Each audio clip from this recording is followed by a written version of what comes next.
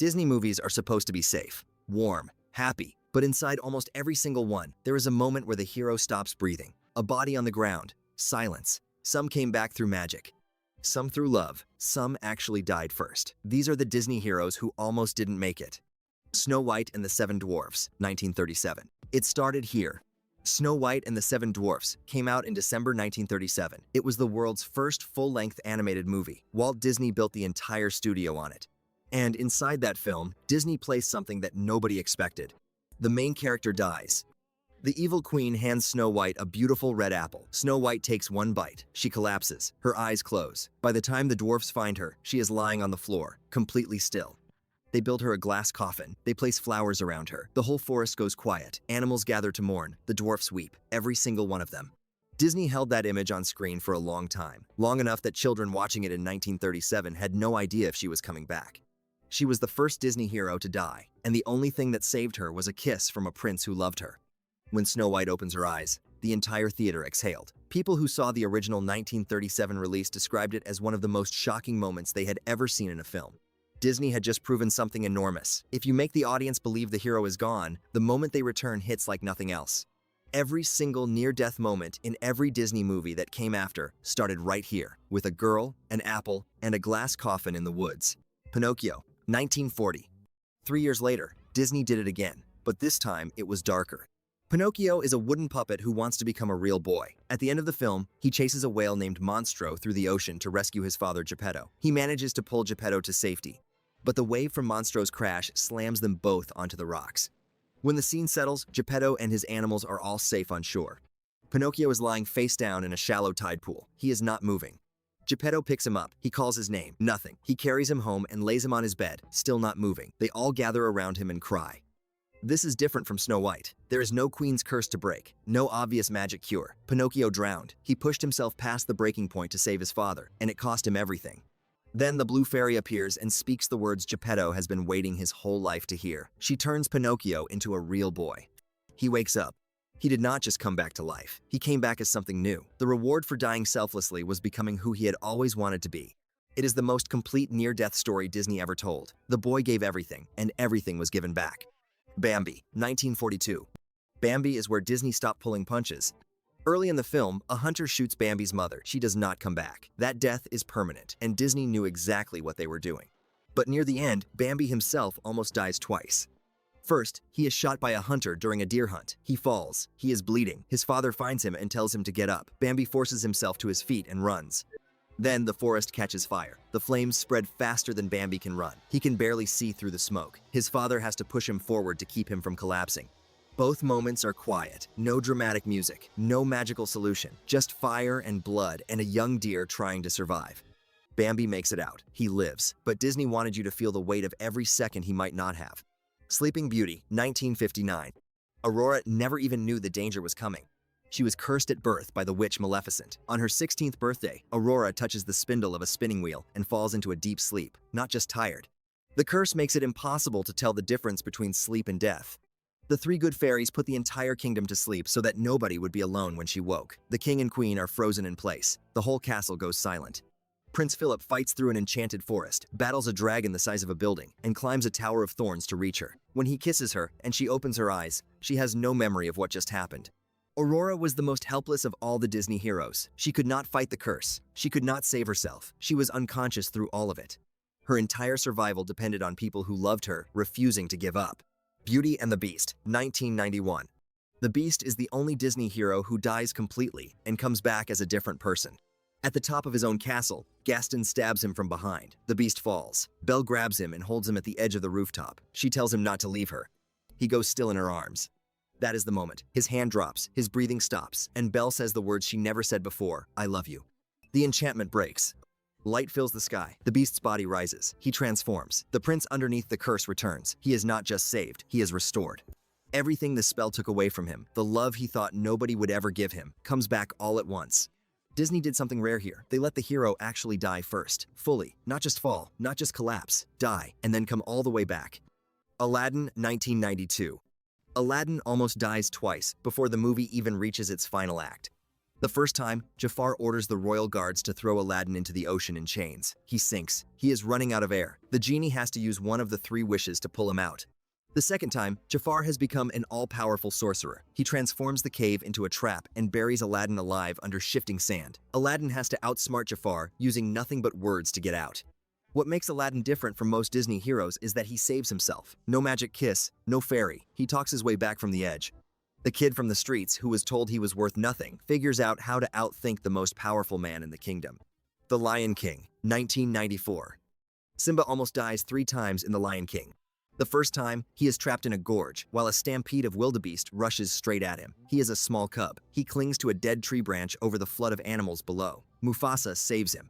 The second time, after Mufasa is murdered and Simba is tricked into believing it was his fault, Scar sends the hyenas to kill him. Simba runs until he collapses in a desert wasteland. He falls unconscious in the heat and dust. He should have died there. Timon and Pumbaa find him and carry him to safety. The third time is not physical. Simba spends years running away from who he is. His spirit is dying slowly. He goes back only because a vision of his father tells him he has to. 3 kinds of death: the body, the spirit, and the choice to finally live. The Hunchback of Notre Dame, 1996.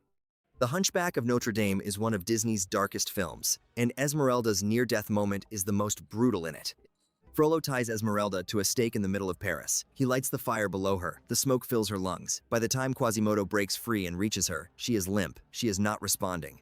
He carries her to the top of Notre Dame Cathedral and holds her above the crowd. He is screaming that she is alive, but she does not move. For almost a full minute, the audience does not know if she survived. She did, but Disney made viewers sit in that uncertainty long enough to feel it. Hercules, 1997. Hercules chooses to die.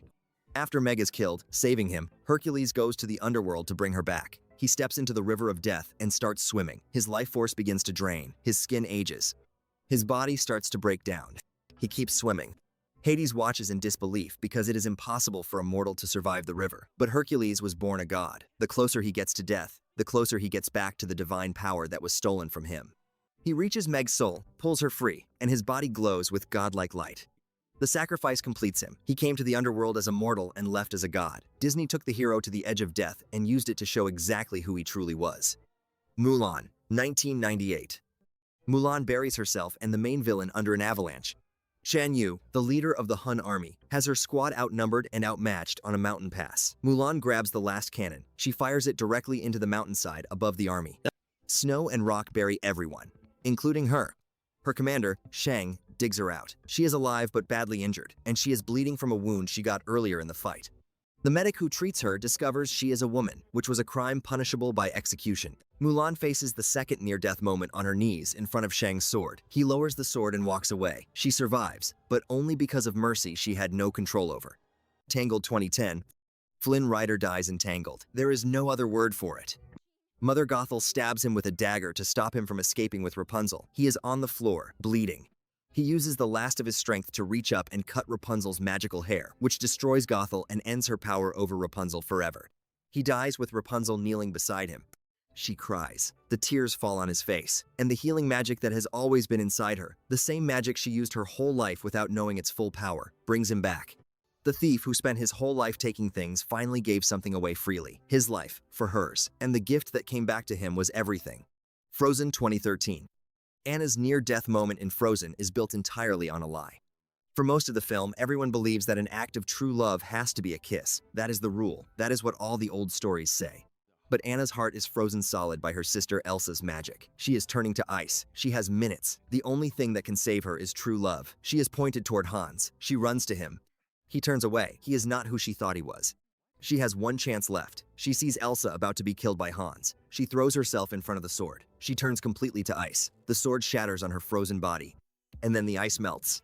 Because the act of sacrificing herself for her sister was the truest act of love in the whole story, Disney spent the entire film pretending the answer was a kiss. The real answer was choosing someone else over yourself.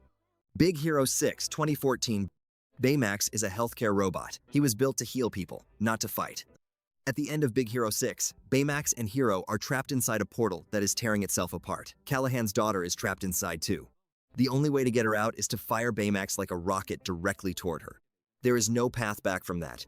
Baymax knows this. He tells Hero it is okay. He says his one job has always been to keep Hero safe, and this is how he finishes it. He hands Hero his memory chip, which contains everything Baymax is, and then fires himself into the collapsing portal. He does not come back. The robot who was built to take care of Hero gives his body to save him, but he leaves his memory card behind, and at the end of the film, Hero builds him again. Baymax is the only Disney hero who planned his own death in advance, said goodbye, and still found a way to return. Moana, 2016. Moana comes closer to dying than almost any Disney hero on this list. She just never stops moving long enough to show it. During the Kakamora attack, her boat is nearly destroyed and she is nearly dragged overboard. A storm wipes out her vessel completely and leaves her stranded in open ocean with no way forward. Then Tamatoa, a giant monster crab in the realm of monsters, physically traps her and comes within seconds of crushing her.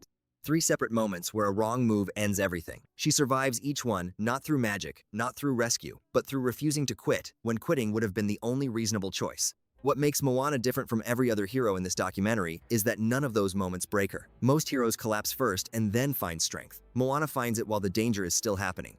By the time she walks toward Taka at the end, she has already survived enough to earn that walk. Disney did not give Moana one near-death moment.